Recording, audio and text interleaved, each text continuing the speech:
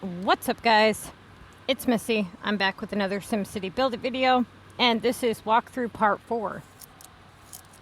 Now, I had done part of this video already, but the phone died, and so because I was only 5 minutes in, I decided to go ahead and redo it anyway. So since we left off on part 3, to be honest with you guys, I haven't done a whole lot because I've been wanting to get most of what's being done in these walkthroughs on screen for you guys. But the problem is that this game is so time consuming. I don't want to end up with, 3 years worth of fucking playtime. You know what I'm saying? You get what I'm trying to say, right? Like, that would just be ridiculous. So I'm trying to catch a lot of the more important things on screen for you guys so that you guys can see. And then what I'm going to try to do in these videos is give you guys any tips along the way for any random things. So there's going to be a lot of just random knowledge in these walkthrough videos. So right now, I'm at level 10. Okay. I've unlocked the global HQ. As you can see over here, we did that in walkthrough part 3. And I see a bar that I'm going to go chase after. Hold on just a moment. Was not quite expecting that to happen. Okay. Now, I'm going to wait here just for a few minutes to see if he posts anything else, because a lot of people will actually post things after something gets purchased. And I think that's partially because they're new to the game and they're like, oh my God, that sold so fast and it's worth so much money, And a lot of times people don't understand how the global market works early on. So they don't realize, like, hey, maybe that item's selling quickly because something's advertised, whereas other times it's not advertised. So always make sure that your items are actually advertised. Make sure that you're also looking around people's cities to get any of those gift boxes. First thing you should always do is collect your taxes. That way you're not missing out on anything, because I'll tell you right now, they do not accumulate or stack up after a 24-hour period. So whatever you receive in a 24-hour period for your taxes, it caps out there. If you don't get on the game for 3 days, you don't get 3 days worth of taxes. You get 24 hours worth of taxes. As you can see here, I have a green check mark over my clipboard. I could collect that right now, but I'm actually going to wait for just a minute because I want to get these shops going first. So I'm going to go ahead and start making the one veggie. Collect my nails and probably, I'm going to collect the metal and get the nails making. The reason I should have, before the phone died last night, I should have set up whatever item takes, for this particular situation, I should have set up whatever item takes the longest because I don't have it connected to a feeder city. And because I'm not really setting my production line up to make max coins because I don't really have shit unlocked yet. Okay? Now, this general strategic or strategy doesn't apply after you hit a certain point. You're going to want to make the items that produce the highest profit at, night or anytime you get the chance. So I'm going to go ahead and put up some nails, and then I'm going to go through and pop any opinion bubbles, collect any of those, and let's see. No. Never sell your storage or rares to those bubbles that pop up. I shouldn't have even sold those because I just remembered we had finished our thing. Okay. Let's see what we get in here. And I don't think we have enough to upgrade just yet. I think I'm still missing a camera. Yeah. Okay, so I'm going to hold off until I get that other camera. And I need 20 metal. So this is a good time to go through all of your construction hats and see what it's asking for. Anything that is hard for you to obtain or you think is expensive, go ahead and hit refresh. Continue to pop any opinion bubbles that pop up. Now, right now, I know that I can get, I believe it's 35 homes fully upgraded by level 18, okay? So you also have the bar, once you hit level 18, you have that full bar you can go around until just before you hit level 19. And make sure that if you're going to cut it that closely, that you click on the level button up here at the top left corner of your screen and you add up the experience. And it'll tell you how much experience you get per upgrade. So whatever that is, make sure that you don't go over it, okay? So right now, I'm going to collect anything that's in my depot. Now, notice how I'm not selling any of my rares, okay? Don't do that. It's not worth it. I don't care how broke you are. I don't care how bad you need services. Here's the thing about services, okay? Services, first off, population gives you taxes, correct? Okay. Services allows your people to be happy, which allows your population to either remain the same. Just a second, I got to tell this lady what I need. Okay, so here's the thing about taxes. Notice how I'm at 92% happiness. If I click on my tax scale here, I'm getting a total of $5,000 every 24 hours, with my happiness being at that 20% boost increase. That is because of the happiness of my people. As my happiness declines, the taxes are going to decline with it. Now, let me ask you guys something. The $5,000 that I get every 24 hours, if I allow that to drop for, let's say, a couple hours while I work on getting the funds to get sewage or water or whatever it is the people need, how much money do you really think I'm going to lose in that couple hours? As opposed to how much money I'm going to spend on buying a sewage plant that maybe I don't want right now. Maybe I buy the smaller one because I'm not allowing myself to wait to get the larger one to do more coverage and be more beneficial, right? So don't put yourself broke trying to keep up with the service demand. Like, oh my God, the people are going to move out. Fuck, let them move out. Pack their bags, kick them in the ass on the way out the door. Like, who gives a shit? Why does it matter if they move out? They'll come back. As soon as you get the services, they'll come back. It's okay. And even if they don't come back, good riddance. More people will move in, okay? It don't matter. And the point I'm making is the population in this game, people make way too big a fuss about it. First off, every time you go up in pop, you have to go up in service. Every time you go up in service, it costs more money. But then people are like, oh, but taxes. Yeah, dude. You can get just as many taxes by not going up that many people and by running your production line correctly, and think of all the money that you save by not have to constantly upgrade your services. So between upgrading services and roads, you're going to find yourself in this predicament where you're constantly broke if you play that way, okay? I swear these coffee people are out to rob my ass, man. One day it's like, your drink's this much. The next day it's like, no, your drink's $1 cheap. No, fuck you. You just mad I don't tip. You trying to get me. I know I'm a cheap ass. I don't tip. Well, here's a tip. Get a job. No, I'm just fucking with you. But for real, $7 for a cup of coffee. What the fuck you need a tip for? God damn. I'm broke as it is. Like, seriously though. I mean, you don't get a tip for building a house. You don't get a tip for being a cop. You don't get a tip for fucking doing a lot of jobs that are much harder than stirring coffee. And I know a lot of you people are going to be like, excuse me, I'm a waitress and I want my tips. You know? Well, I'd want them too. Still, though, like, it's a little bit much and ridiculous, don't you think? Okay. Enough on my rant. And here's another thing, and I just want to make this clear for all you people that like to tell me to calm the fuck down. I don't calm down, okay? If my bitch meter goes up to 100, y'all have seen me at like a 4, okay? So when you guys are all like, calm down, Missy, you're so mad. I'm not that mad, okay? Most 90% of it's joking. 1% of it's complete irritation. And, you know, there might be some times where I'm a little irritated and I'm going off about something. And there's been times where I've been irritated. Oh, absolutely. But y'all have not seen me mad. I promise you that. So don't fucking tell me to calm down or you're going to see me mad. That shit. And then it's like people tell you to calm down when you spent $600 on a phone and this stupid free-to-play game. Oh, free-to-play my ass. Free-to-play game don't work. And it's like, dude, no, how the fuck are you going to calm down?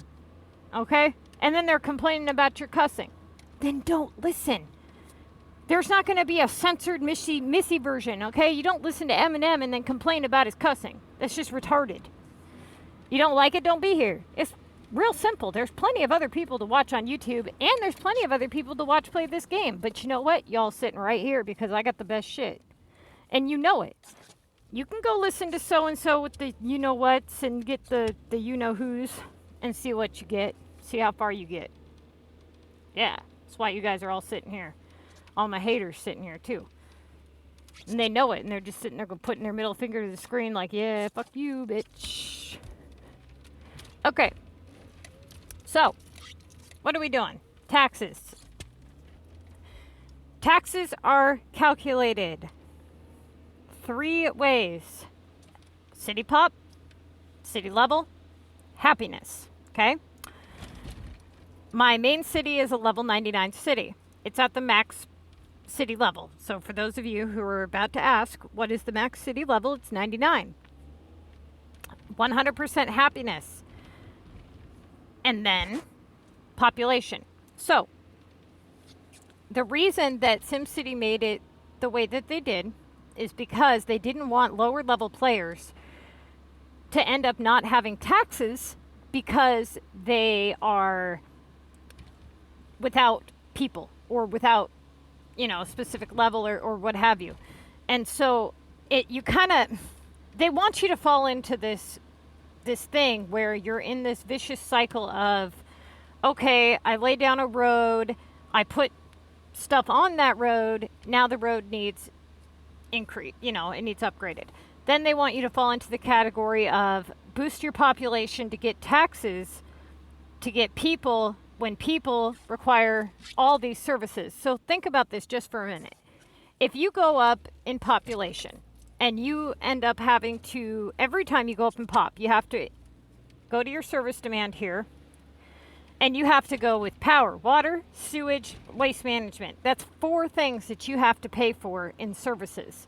Now, if you click on these things, 6,000 for 9, 45,000 for 55, and you don't unlock Omega until level 30. Now, these 2 things here alone tell me, okay, so right here, 6,000, that's 1 full day of taxes, and I still need $1,000. 1 full 24 hours to pay for that 1 water facility, okay? That doesn't include the sewage, the power, and the everything else. So what you want to do is you want to focus on population for what it unlocks in the game. That is the only importance that pop is in the game at all. Okay? Taxes are pretty much chump change. They're there, it's a nice whatever, but they're not something to survive on, and they weren't meant to be a form of your daily income. Okay? They're not meant to live on, so to speak. This game, unlike all the other SimCities, this game predominantly focuses on items. And I think a lot of people misconstrue that, and they think that it's focused on population and taxes, because that's how all the other SimCities were, okay? I used to play SimCity 2000 on PC when I was really young. And if you guys remember that game, you guys start off with like a flat ground, kind of like City Skylines. And you have all these buttons on the left and right of your screen, and you can do all these designing aspects, and you put buildings down, okay? You don't mess with items. It's just buildings. And then what you do is you increase or decrease the tax rate based on the citizens' happy level, and they either pay it or they don't pay it based off of the services that you provide and the things and the happiness and the who-whats, okay? So this game is way different. Let's say that you have your people and you have them all there and they're all happy and all of your service demands are met. What do you do for money? Can you survive on that $5,000 a day that they give you? If you go look at my main capital, can I survive on the $22,000 I get a day? No. Hell no. And it wasn't meant to. Okay? That's just there to kind of be a little boost. You're supposed to look at these items. Some brainiac sat down, and this game would be an excellent school project for anybody out there that's a teacher, a math teacher. I'm telling you, You already know. And I've actually heard of some people using this game in school because, you know, it's funny how our brains work. We can understand things as long as they're kind of explained to us in a way where we actually can pay attention, so to speak. You know what I mean? Like you get all these drug addicts or drug dealers, you know, kids, high school kids that are drug dealers, and they're in there talking about how they don't know how many, you know, apples Billy sold Sally, right? Well, all right, but take that same equation and tell it to them in a way where they can understand it and say, okay, you, Billy, ripped Sally off for a gram of dope. And he'd be like, oh, fuck no. He's going to get it right down to the gram. He's going to be like, oh, no, you owe her 0.2 of a gram. And they know. Okay, so don't let those kids fool you. They're smarter than you think they are. But you just got to explain it in a way where they understand. Maybe if you work at a jewelry store and you weigh out jewelry, maybe that's the way you understand it. Okay, my grandma likes to sew. She understands math like that. But you write it down on paper as an equation. She's like, what? So kids like video games. You want to get them to learn about profits and everything else and learning how to run a business? Have them play this game. Okay? I'm telling you, there's a lot of brainiac shit that goes into this game, mathematical shit. And the whole idea here is that you need to, and here's the problem is people want a simple, easy answer, okay? You guys need to understand that the way you run your shops is going to change based on your goal for the day, okay? So whatever it is you're working on for the day is going to have an effect on how you run your game. When me and CPT sat down to run the production guide, we wrote it for a maximum number of profit. We wanted to earn the maximum number of coins in a 24-hour time period while playing realistically, okay? And that's what we did, and that's what we wrote it for. And then we need to write, you know, what you would do how you would run your production plan if you were to be doing epic projects. Well, that's going to vary from what level you are and things like that. So people are always like, well, what should I make? Well, it depends on what you're doing. But if you're wanting to make maximum coins, then you're going to want to pick up a copy of our production guide. And this goes for any level, okay? Look at the production guide. There's so much information in that guide, I can't even begin to explain, okay? Type in SimCity BuildIt, MissyAnne, YT, in on Facebook. You'll get accepted into the group. When you click on the page, there's a section on there and it says like photos, announcements, and whatever. Click announcements, scroll down, and you'll see a Google Doc link. Click that, and it'll show you a copy of the production guide. I strongly recommend that you go on my channel and you find the video that goes for that guide and you follow along while looking at the guide, because that guide is not just for making max coins. It'll help you strategize your contest to mayor's assignments, your epic projects, your tokens. It's like a multiplication chart for the game, so to speak. So you're just going to say, okay, I got to make 12 cream. I got a 3-star shop. I'm going to run a gold token. Bada boom, that's how many cream I get on one gold token on a 3-star shop. And it's just going to make your life so much simpler than having to sit there and go, I wonder if I'll make it. I wonder if it'll be enough. Or having to sit there with a pen and paper and do the math yourself all day long. That's foolish. So, you know, we offer a lot of information in that guide. I strongly recommend that you pick it up. And it's very important that you guys run your shops efficiently when any chance you can, okay? So, for example, as a level 10 player, I am playing this walkthrough city for the channel, okay? This isn't my main city, so I'm not on it as much as you guys would be. So you have to remember that. Now, at night, I don't have this open. I don't play on it without you guys because I want you to see all of the things that I'm doing as we kind of go forward, but I also don't want to bore you to death with, you know, all this crazy, stupid stuff. So, I'm just going to try to fill in the blanks and do the best that I can and manage my time between this city and my main city and the channel and all the other things I got going on. So right now I'm going to fill up the hardware shop. I don't have Contest of Mayors unlocked yet, so I don't have to worry about anything like that, which is super nice.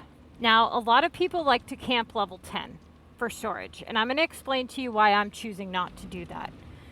Now, the reason for this is because at level 10, with the city that I currently have and what's going on here, I am not feeding this city with coins. Therefore, how am I getting my money? Well, I'm making product and I'm doing house upgrades. And if I can't do house upgrades and I can only make X amount of product, it's going to be quite a long, it's going to be quite a long thing where I got to go through this process just to find a couple more storage, here and there on the global market for my algorithm to be, higher.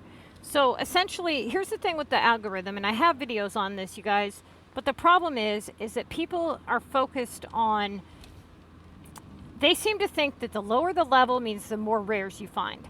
And that is not true. And let me kind of reiterate what I'm trying to say here. The lower the level, the less items unlocked, the higher probability of seeing a rare item on a refresh. That's what that means, okay? Now, the reason, and many of you know this to be true, how many of you have multiple cities? Maybe you run around on the global market on your feeder cities and your main city and your level 30 city, and you acquired more rares in a day on those cities than you did your lower level cities. Well, that's because you're looking at the overall amount of rares accumulated in a day. Algorithm is how often the game chooses to show you rare items. Now, the game has no control over, or very little control over, what you see after you leave this main screen. So when you click this here, notice how at a lower level you don't always get the full amount going all the way across. Sometimes you only get 3 or 4 boxes, right? So there's that. Then you have to take into account that when you guys are being shown things like wood, metal, and plastic, that can be any level city. You're not just confined to low-level cities just because you're a low-level player. You have a higher probability because most high-level players don't sell lower-level items, but definitely not confined. And so the thing is, though, is you also have less cities accessible to you. So what that means is how many people really advertise metal? Not very many, right? Or, well, okay, they do, but at the same time, most people, they like to advertise things, maybe like burgers or whatever. Now, I know that if I'm selling items in my depot, and let's say I have 20 storage items for sale in my depot, and I put popcorn on global, and that's the only thing I have on global. I know for a fact, without a doubt, that whomever bought the storage is at a minimum level 43, because that's the only way they can access my depots if they have popcorn unlocked. But if I was to, let's say, advertise the wood, I know that it could be anybody, because anybody has that unlocked, right? So you have to understand that you have more depots accessible, which widens the probability of you finding rare items. Now, once you reach past a certain threshold in the game just stops showing you as many rares, okay? And it's usually at about level 30. That's when you unlock burgers. Now, you have a couple main hard hits when you come into this game that really fuck with algorithm. And that is sugar, and that's at level 18. You got glass at level 19. You got burgers at level 30. And then everything beyond level 30, that's why I wrote the Missy's Building Guide That's it. That's the crossroads. That is exactly why I wrote it that way. Because you can afford to take the sugar and the glass hit, okay? But you can't afford, after that, between level 30 and about 37, you unlock every item in the game roughly. Damn close. And so that's usually when you start to notice a huge decline in rares is after level 40. And I mean, you're going to notice it, you know, at level 30. But I'm talking like on my main city, I never see rares, you guys. And I mean never, ever, ever. Now, you also have to remember that anybody who's level 10, 99.9% of people that are level 10 that are going to be level 10 for quite some time are people just like you, doing the same things you're doing. So the reason that I'm choosing to go up to level 18 is for a couple of reasons. If I was to tally up all of the rares that I accumulate just on a refresh, just this, that's all I'm talking right here. How many times, first off, look at that. I only got 4 boxes, okay? How many times do you see rares right here, just here on the main screen? You click the item, you travel to the city. Now, how many times do you get there and it's gone? Because it's not an instant sale. It's got a timer on it before it loads to the next one. Now, when you do that, okay, when you click and you go elsewhere, right now you've broken the algorithm, so to speak. So right now, I'm sitting here at this city, and every time I close and open this depot, it has nothing to do with what the game is choosing to show me, right? I'm choosing to sit here and open and close this depot. The game doesn't, this is algorithm. This is just me doing what I want to do, right? So essentially what you want to do here is, in order to find the maximum amount of rares, you want to take up how many you acquired in a day. It really doesn't matter how many you see on the global market. All that matters is how many you obtain, right, throughout the day. So at the end of a 24-hour period, you're going to notice that a level 18 city or a level 18 player is usually accumulating more rares than a lower level player. Now, you have to take into consideration how much time this person is spending shopping the global market, how many cities they're hitting. Are they only sitting here on a refresh? What level items are they hitting? What's going on in the game? You know, are you comparing last week's global market to this week's global market? Because that's not how this works. The global market, think of it like this, okay? The global market is okay, look how I got a lock. Now, how many people would say, I got 1 lock from global? I didn't get that lock from global, okay? So that, when you're looking at how many you've acquired in a day, you're talking about all the chests you've opened, all of the opinion bubbles you've popped, Daniel's City, global, gift bags. You're talking everything. Just add up the ones that you see on this screen that you purchase, okay? Not very many. Now, camping somebody's depot, again, breaks that cycle. So the way that the global market works is, think of it like, okay, it's a pretty, they say it's a complex system, but it's really a pretty basic system. So essentially what's happening is everybody is posting items for sale on the global market, okay? So everybody take all the transactions out there on global and throw them all into a bucket. So you've got, let's just say you've got 10,000 burgers for sale, okay? Now, the game, it's all about supply and demand, right? So the game is saying, okay, anybody of this level can't see these items. So it eliminates all burgers for everybody under the level 30, which causes all the level 30 players to see this overflow of burgers, right? Now, let's say you have something that is unlocked for all players. Now it's really cut thin. So all these players have, let's just say everybody has smoothies unlocked, okay? Hypothetically. And you've got 5,000 smoothies going out to 1 million players as opposed to 10,000 burgers going out to 2 million players, right?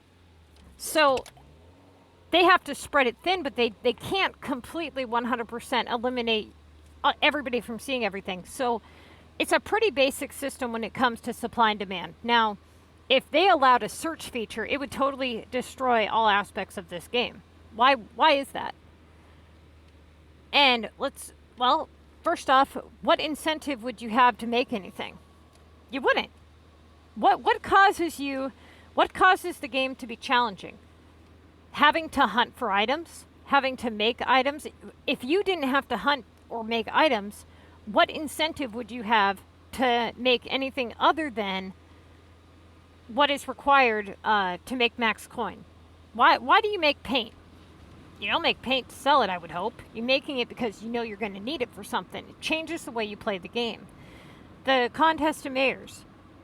That was invented because they knew that with a game like this, people were going to sit down and they were all going to make the same damn thing. Notice how on the day off from Global, everything is just terrible. You're like, oh my God, I can't find shit I need. Everybody complains about sugar until it ain't around for their donut production. And they're like, but I can't find sugar. Well, all you did was bitch about it. But Contest of Mayor starts up. All of a sudden, you start seeing lots of glass and sugar and electrical again. Okay, it keeps the game flowing. It keeps people making the things that they need to make to keep the game going. If everybody made the same damn thing, it would be horrible, right? And so the issue is, though, is that the supply and demand. A lot of the high profit items sell fast. Now, that's what's so interesting, is a lot of the items that people think turn a high profit don't sell fast. Now, why is that? Because of demand. Okay, so first off, burgers are not a high profit item. They're the highest priced item, but they don't turn the highest profit. Now, how often do you need a burger for anything? Not very often, okay? And when you do, when you need it for maybe, let's say, an epic project or an upgrade or whatever, most of the time you ignore it during your epic project unless you just want quick, easy points. Or you re-roll the building requirements, and it doesn't generally ask for burgers in war deliveries or shipments very often. But how often do you get donuts being asked for? VU repair, epics, just all aspects of the game. All the time. Donuts are a higher profitable item, right? So, nails, same damn concept. Nails are an extremely profitable item, yet nobody makes them, and they sell like hotcakes, okay? Like, they fly off the shelf. You can't keep them long enough, and all level players need them, of every level. The low level players need them for upgrades. The higher level players need them for repairs. I mean, you could just sell nails all day long and just turn this massive profit. Yet nobody does it because it's time consuming, because you got to sit there, right? But what's so interesting is those same people are sitting on the game all day long anyways. So as a level 18 player making nails, you have to check your game every 49.5 minutes. You're telling me that you can't do that? Or better yet, make 10 nails and let's say 1 cement. You can't check your game every 2 hours? Come on, man. That's foolish. It's a bunch of horse shit is what that is. So, essentially it's all about strategy. Now, back to the algorithm and what I was trying to make the point of. People have this conspiracy theory that the game knows what you need and it keeps you from getting it. Now, do you want to know how ridiculous that is? It will ask you for items that you don't have when you're doing an epic project. But just think for just a minute, the technology, the technical aspects that would go into creating a global market that would have to, the data that it would have to take in. It's going to look at your game and it's going to say, okay, all of these are her requests. This is what the game is asking her for, okay? And then any regional upgrades, any shipments you have, any Contest of Mayors assignments you're working on, war deliveries, whatever. Add up all the ways and things that this game is asking items, right? All right, now, you're telling me that the game has such a high technology and programming that's saying, you know what, we're not going to show her any corn because we know she needs it for that one upgrade. How does it know what you're working on, for one? Okay, And for 2, now you've went to your group of people and you've said, hey, does anybody have any corn? And nobody has any. Okay? Nobody. You mean to tell me that now their game is conspiring against you? You ever think that maybe it's just a shitty day? Maybe you just don't, there is none? And then what's even more amusing, and then you're like, but wait, no, because right after I found it, I found another one. Or right after I canceled it, I found it. Okay, now think back. How many times in life in general has that happened? How many times have you left the doctor's office, you got sick of waiting for somebody to come outside, and it was right when you left they come out? You think SimCity did that too? I mean, come on. How many times you buy a fucking car, you go out there, and you start seeing white Hondas everywhere? Okay? You're looking for it. You're trying to fit the narrative, so to speak, right? And so, follow me for a minute down the rabbit hole. So you go and you start this task in your mind. You haven't even started it on the game, but you're like, oh, you know what? I need to find saplings to make these melons to make this smoothie task. Now, how many times have you went to the global market and found what you need? All the time. But you don't think about that because it's not a problem for you, right? You just went, you found it, and all was well. Now, that being said, all of a sudden, once you find the corn that you needed or whatever it was you were looking for, now all of a sudden somebody else comes on the game and they're like, hey, I found what you needed. Okay, so now their game's now conspiring against you. Maybe there was none on global. It's just short on global for everybody, Shit happens. People, I think, put way too much thought into the wrong things, so to speak, right? And now with epic projects, it's a little bit different. You have to understand the technology that it would go into having inventory have an effect on global algorithm would be different than having inventory affecting request from a epic project, okay? So epic projects always find that one thing that you don't have, and they ask for a lot of that one thing that you don't have, okay? As you do your epic projects, you'll start to notice a pattern. And it's usually, like if you were to break down the items into tier 1s, 2s, 3s, I would call a bread roll, like a tier 3 item. It's something expensive and not a lot of people make it, and when they do, they usually keep them. That is what I would consider a tier 3 item. A tier 2 item would be something that is definitely valuable to the person, but not really worth a lot of money. And a tier 1 item would just be garbage, like, metal, wood, plastic, things like that. Now, it'll focus on tier 3 items, something like, let's say, bread rolls. What else? I would consider gnome like a tier 4. That would be something like super expensive that floods the market. You can get them all over the global market.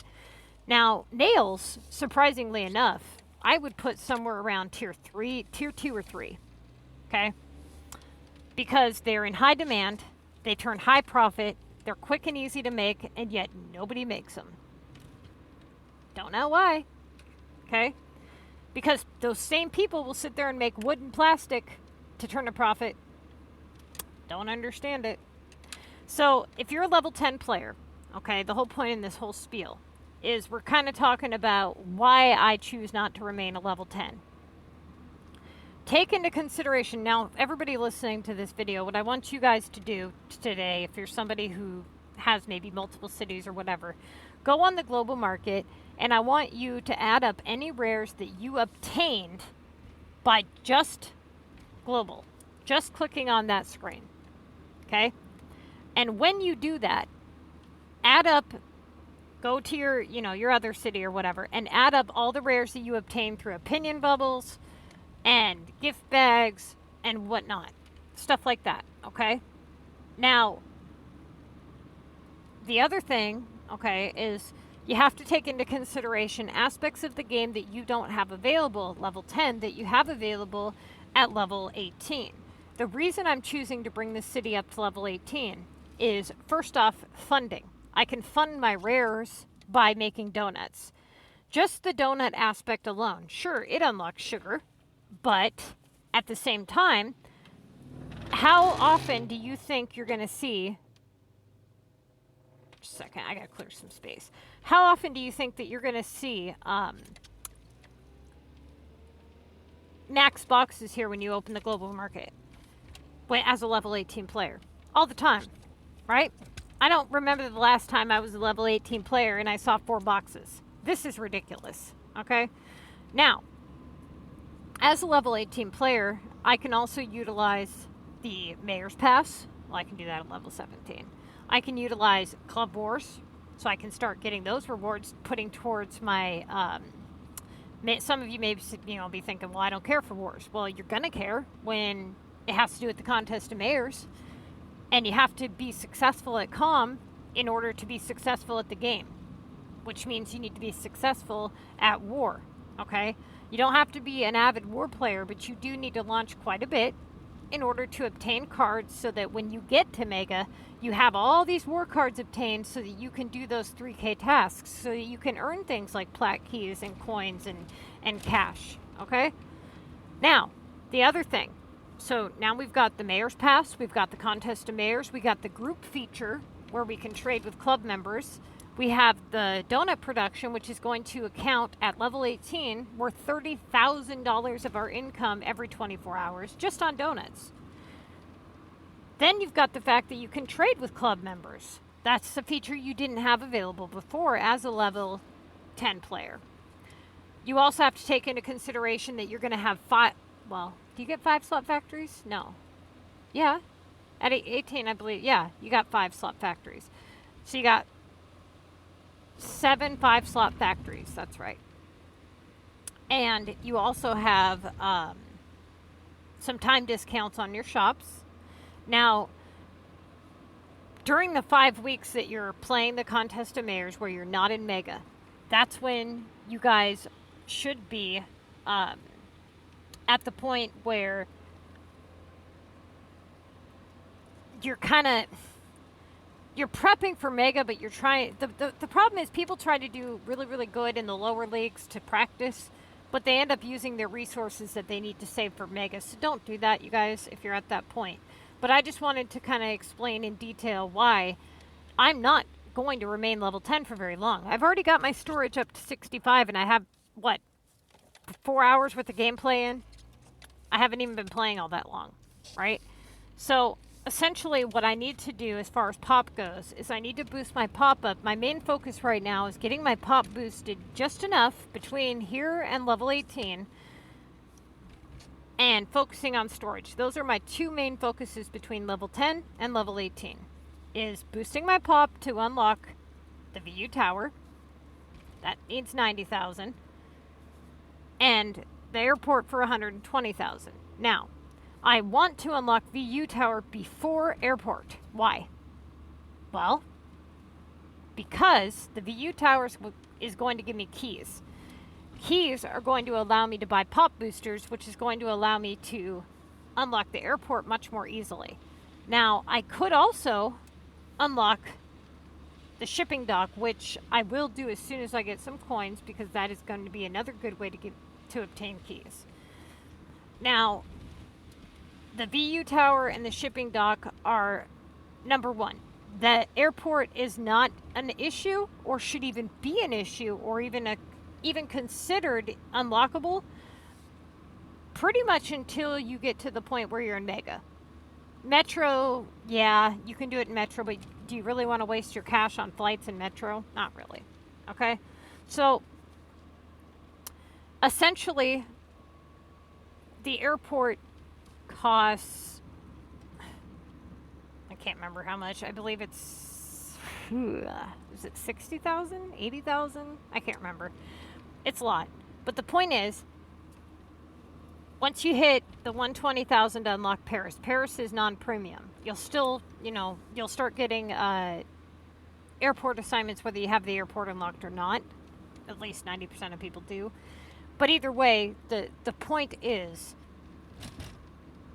is the airport being unlockable is definitely something that isn't a big issue just yet. The population to unlock it is what's going to be the issue. And so getting to Paris, getting 120,000 for the Paris is easy. It's getting the London and the Tokyo that's going to be a little more tricky. And so what we want to do is we want to have enough keys so that when we get to that point, because we're not unlocking the beach just yet, we're going to unlock beach and mega. We're going to have to utilize our other specialization categories we have available. So things like transportation and education, yes, but transportation is going to come before education, okay? And I'll explain, and I've already explained that before, but I'll explain that again here in the next Part 5 walkthrough. Right now, I'm going to go ahead and end this Part 4 walkthrough, and I'll start the Part 5 up here in just a minute. I'm going to clear some space, and we're going to shop global in Part 5, and we're going to try to see if we can get us up to a couple more levels here. And then once we hit level 18, I'm going to join a group. I don't know if it's going to be my group or not. And yeah, we'll see how we can get this damn thing going. And I'm not going to, I'm going to play the, what I want to do is I want to play this walkthrough as normal as possible. I don't want to give it any ridiculous special treatment because that wouldn't be accurate on the timeline. I don't want to say, okay, everybody just fill up the walkthrough city with a bunch of storage because that's not realistic, right? So I want to play it from a realistic standpoint, and anybody who has a feeder that's able to give yourself a boost, go for it. You know what I mean? If you have ways to build your Missy city to be more efficient, absolutely do it, you know? I'm just trying to show that it can be done without all that stuff. So you get people that may give advice to you on Reddit or other Facebook groups, and the issue is the way that they do things, you have to ask how many cities they have. I'm trying to show you the most efficient way to play one city, or at best, 2 cities, not to 10 fucking cities, right? So essentially this whole walkthrough here, the whole purpose in the Missy's Building Guide is to build the perfect city. How many people had started the game, made a mistake, screwed up, and said, you know what? I wish I knew all this stuff at the beginning, I would have done better. Everybody says that. So what I did was I sat down and I went, what would I have done differently? And I went through every possible scenario and every possible outcome, every possible decision. And I said, you know what? This, and this, and this, and this is what I would have done differently. And this would have been the outcome. And that's what the Missy's Building Guide is. It's the guide to all the mistakes that everybody makes and how to prevent them. How to get you to not spend $3,000 in 6 years building a city that has little to nothing to offer. Okay?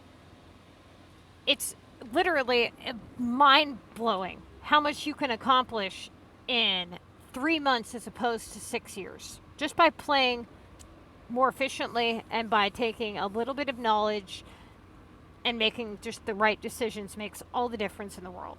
Okay? So, as I launched the Missy's Building Guide out there and I wrote it out, it was kind of like a trial, so to speak. So it had a little bit of kinks in it, and I worked those kinks out as I watched people, you know, build the Missy's Building Guide. And then I decided, you know what, a lot of people, they're on it, man. They're doing great, they're following it, they're doing excellent. The people that are having trouble are the people that have been playing the game a very long time, they're set in their ways, and they're choosing to pick and choose what they do within the Missy's Building Guide. And because they don't question it or even ask me, like, hey, why did you do this as opposed to that? They just go about it and they say, you know what? I'm going to do half of what I want to do and half of what Missy says. And it turns out to be a disaster. And so this is why I always say, and it's right in the introduction of the Missy's Building Guide, and that is, you need to play it in order to have the outcome that I'm offering. You have to play it 100% the way that I have it written. I would just want to make this very clear to everybody that when I tell somebody to do something, when I give advice, I have thought of 10 million reasons why, okay? You may have thought of 5, but I thought of 10. That's my point. And so I'm all for a debate. If you say, you know what, I'm looking at your guide, there's something in here, I'm thinking this, you're thinking that, can you explain? That is a conversation, that is a debate, that is great, that's a great way to learn. But if you come at me and you approach me like, well, I'm doing this, well, you're wrong on that, and you shouldn't have done this, and this is wrong because of that, that's just a automatic like, fuck you, you know what I mean? So the way that you approach somebody makes all the difference. If you come at somebody like you already know, as opposed to you want to learn, it's going to start the conversation off badly, right? So after that happens so many times with people, I decided, you know what? Who better to prove that this works than me? And that is the purpose of this walkthrough city, is that I'm going to prove to you and everybody else that it can be done. And it can be done with minimal efforts. And that if you have a feeder, if you spend cash, if you have all these other resources, that it can make it 10 times easier. I mean, think about what I'm going to be accomplishing, and I'm not going to be spending cash. So if I was spending cash, or if I was, using a feeder, look how much more I could accomplish in that time frame. That's kind of the point that I'm trying to make here. So everybody go ahead, stay tuned for part 5 of the walkthrough. I'm going to get this uploaded, and then, we should be able to accomplish quite a bit here, because I got my hotspot on, and I got my coffee ready, and we're ready to go.